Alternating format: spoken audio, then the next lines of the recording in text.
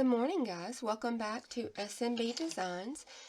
Today we are beginning the book of 1 John. Last week we did the overview of it, and this week we're diving in.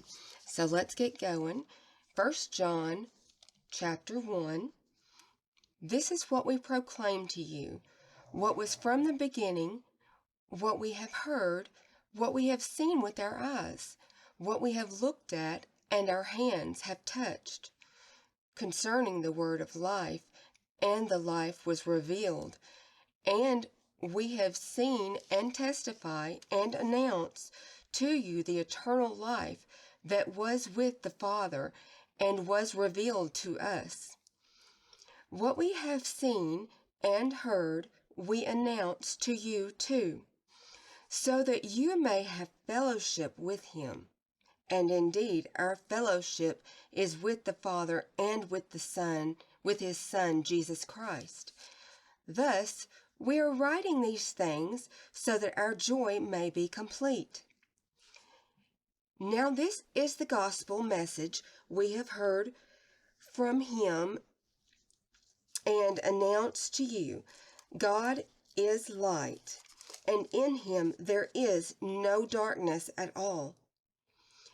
If we say we have fellowship with him and yet keep on walking in the darkness, we are lying and not practicing the truth. But if we walk in the light as he himself is in the light, we have fellowship with one another, and the blood of Jesus, his Son, cleanses us from all sin. If we say we do not bear the guilt of sin, we are deceiving ourselves, and the truth is not in us. But if we confess our sins, he is faithful and righteous, forgiving us our sins and cleansing us from all unrighteousness. If we say we have not sinned, we make him a liar, and his word is not in us. My little children, I am writing these things to you so that we have an advocate with the Father, Jesus Christ, the righteous one, and he himself is the atoning sacrifice for our sins, and not only for our sins, but also for the whole world. Now, by this we know that we have come to know God, if we keep his commandments. The one who says, I have come to know God, and yet does not keep his commandments, is a liar, and the truth is not in such a person. But whoever obeys his word, truly in this person the love of God has been perfected. By this we know that we are in him. The one who says he resides in God ought himself to walk just as Jesus walked. Dear friends, I am not writing a new commandment to you, but an old commandment, which you have had from the beginning. The old commandment is the word that you have already heard. On the other hand, I am writing a new commandment to you, which is true in him and in you, because the darkness is passing away, and the true light is already shining. The one who says he is in the light, but still hates his fellow Christian, is still in the darkness. The one who loves his fellow Christian resides in the light, and there is no cause for stumbling in him. But the one who hates his fellow Christian is in the darkness, walks in the darkness, and does not know where he is going, because the darkness has blinded his eyes. I am writing to you, little children, that your sins have been forgiven because of his name. I am writing to you, fathers, that you have known him who has been from the beginning. I am writing to you, young people, that you have conquered the evil one. I have written to you, children, that you have known the Father. I have written to you, fathers, that you have known him who has been from the beginning. I have written to you, young people, that you are strong, and the word of God resides in you, and you have conquered the evil one.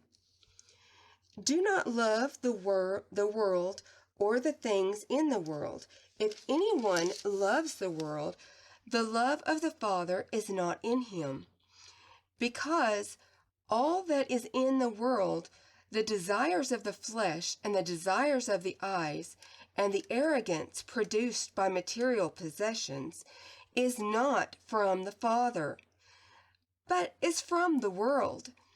And the world is passing away with all its desires, but the person who does the will of God remains forever. Children, it is the last hour, and just as you heard that the Antichrist is coming, so now many Antichrists have appeared, and know from this that it is the last hour. They went out from us, but they did not really belong to us, because if they had belonged to us, they would have remained with us.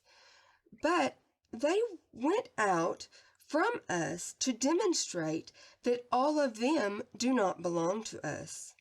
Nevertheless, you have an anointing from the Holy One, and you all know I have not written to you that you do not know the truth, but that you do know it, and that no lie is of the truth. Who is the liar but the person who denies that Jesus is the Christ? This one is the Antichrist, the person who denies the Father and the Son. Everyone who denies the Son does not have the Father either. The person who confesses the Son has the Father also. As for you, what you have heard from the beginning must remain in you. If what you heard from the beginning remains in you, you also will remain in the Son and in the Father. Now this is the promise that he himself made to us, eternal life. These things I have written to you about those who are trying to deceive you. Now as for you, the anointing that you received from him resides in you, and you have no need for anyone to teach you. But as his anointing teaches you about all things, it is true and is not a lie, just as it has taught you, you reside in him. And now, little children, remain in him, so that when he appears, we may have confidence and not shrink away from him in shame when he comes back. If you know that he is righteous, you also know that everyone who practices righteousness has been fathered by him. We'll stop there today and pick up in chapter 3 next week. I pray you have a blessed week. As always, if you have a prayer request, please feel free to put it in the comments below or to email me directly. My email address is in the description box for you for that purpose. Thanks a lot, much love, and see you in the next one. Bye.